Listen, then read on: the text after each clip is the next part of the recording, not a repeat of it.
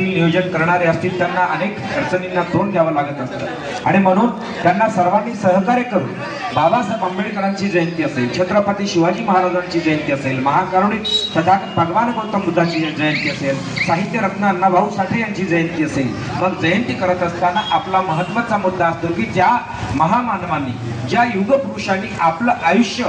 सूर्यासारखं तळपून आपल्या आयुष्याची राख रांगोळी करून समाजाला आणि देशाला आणि राष्ट्राला काहीतरी दिलेलं असतं आणि मग ते दिलेले असतं तर त्यांनी जे केलेले कर्तव्य, त्यांनी केलेले प्रयत्न बाबासाहेब आंबेडकरांच्या संदर्भामध्ये तर आपल्या सर्वांनाच माहिती आहे की बाबासाहेब आंबेडकरांचा जो त्याग होता तो त्याग या देशातल्या कुठल्याही व्यक्तीचा जर इतिहास बघितला तर तसा त्याग आपल्याला बाबासाहेबांसारखा कधीही तुम्हाला आढळून येणार नाही, कारण आपण सर्वजण वाचक आहोत आणि म्हणून बाबासाहेबांची ही त्यागी वृत्ती सर्व देशाला दिशा देणारी असणारी असल्यामुळे, युवकांना दिशा देणारी असल्यामुळे, येथील समाज बांधवांना घडवणारी असणाऱ्यामुळे, ह्युमन राईट्स ज्याला म्हणतो, मानव अधिकार देणारी असल्यामुळे, म्हणून बाबासाहेब आंबेडकरांच्या विचारांचं उल्लंघन कुठेही होणार नाही याची काळजी आपण जयंतीच्या माध्यमातून प्रत्येकाने घ्यावायची।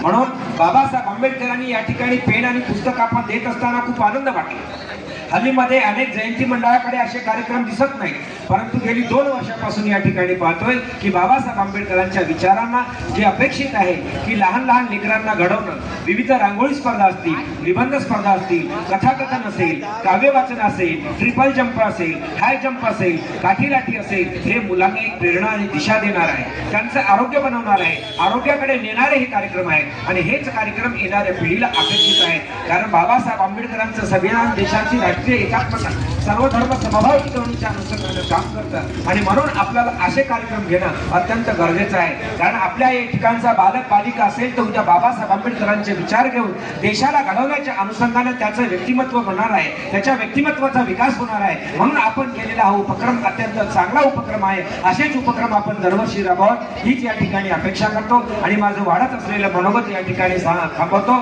कारण आचारसंहिता आहे, मागणाऱ्यांनी सुद्धा काही गोष्टी न मागता आपण आचारसंहितेचं या ठिकाणी भान राखलं पाहिजे। बाबासाहेब आंबेडकरांनी संविधान लिहिलेलं आहे आणि संविधानाच्या मुळेच आपण सर्वजण जागृत झालेलो आहोत आणि म्हणून आचारसंहिता या ठिकाणी महत्त्वाची आहे आणि आचारसंहितेमध्ये आपण काय बोलावं आणि काय बोलू नये या सर्व गोष्टीचं आपण लक्ष घेऊन आपण नियोजनबद्ध या कार्यक्रमामध्ये आखणी केलेली आहे, ती आखणी सातत्यानं ठेवत ठेवावी हीच या ठिकाणी अपेक्षा करतो। आणि बाबासाहेब एका ठिकाणी म्हणतात की मैं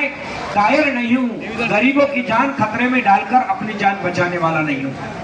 बाबासाहेब आंबेडकरांनी या देशातले किसान असतील, शेतकरी असतील, मजूर असतील, या सर्वांसाठीच एक काम केलेलं आहे, तुम्हाला सर्वांना माहिती आहे। मी मजुराचं काम करत असताना अनेक जिल्ह्यामध्ये तालुक्यामध्ये वेगवेगळे मेळावे घेत असताना ज्या गोष्टी आम्हाला दिसतात, आज मजुरांचे प्रश्न असतील, असंघटित कामगारांचे प्रश्न असतील आणि सामान्य युवकांचे प्रश्न असतील आणि आपल्या युवकांचे प्रश्न असतील तर लाखो करोडो युवक आज सुशिक्षित बेकार झालेले आहेत। याला कारणीभूत कोण आहे याचं चिंतन मनन करणं काळाची गरज आहे आणि मग आपल्याला जे दिसतंय ते सत्य परिस्थिती अवलोकन करून त्या परिस्थितीला अवलोकन करून स्वीकारून त्या पद्धतीने आपण अंगीकार करून त्या मार्गाने जाणं अपेक्षित आहे, तेच खरं परिवर्तन आहे असं मी मानतो। या ठिकाणी आपल्याला जास्त वेळ न घेता याच ठिकाणी थांबतो। जय भीम, जय महाराष्ट्र, जय बुद्ध।